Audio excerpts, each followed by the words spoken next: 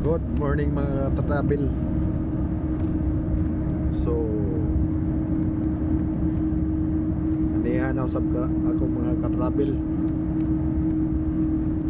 Kay doon ako gamay nga mga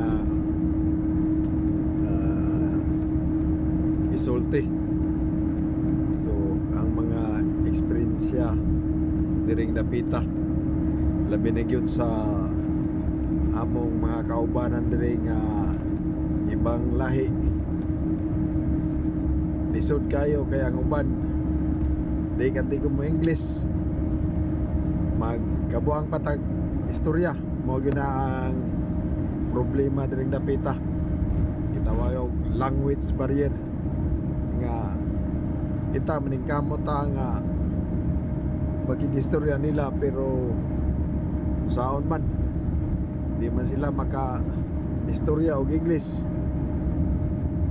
Ang ilang itubag, ang ilang inistoryahan gyapon nga di gyud ta kasabot. Mukatawa na lang ta, mo smile, mutango-tango na lang ta, okay mana ta, okay bisan wa ta kasabot, no? Aksyonan lang nato unsay mga kwan.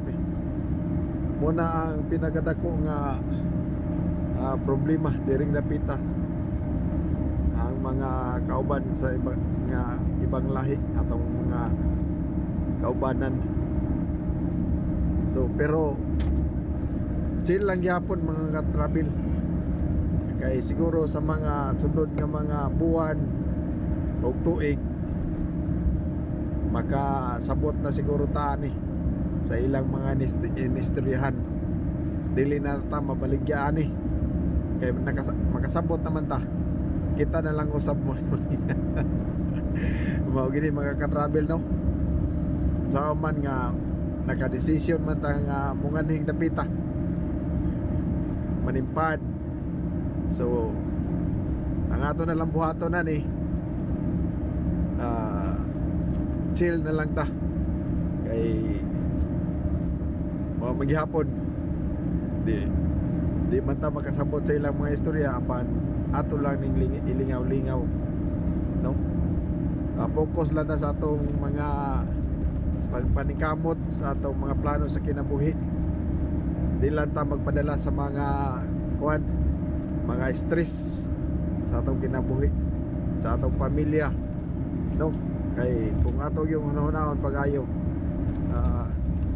yun makamingaw, pero kung doon na kay mga plano sa kinabuhi, doon na kay mga pangandoy, ato lang na siyang i-chill lang ta diri adapita. Bisan ang kamingaw wala ra na, ato ra nang i-enjoy ang atong life tungod sa atong mga plano, tungod sa atong pamilya, alag sa pagsuporta sa ilang panginahanglanon. Okay mga ka-travel, dinhi na lang usab kutob o basin sa sunod nga mga video. Ana usab akong mga video nga inyong makita o inyong makuhaan og mga pagtulunan alang sa pagpadayon sa pagkinabuhi, no? O salamat mga ka-travel sa pagtanaw sa akong mga video. I-follow lang ko kung sa kanang sa YouTube, subscribe lang po. Og daghan salamat, like and share and comment mga ka-travel. Daghang salamat.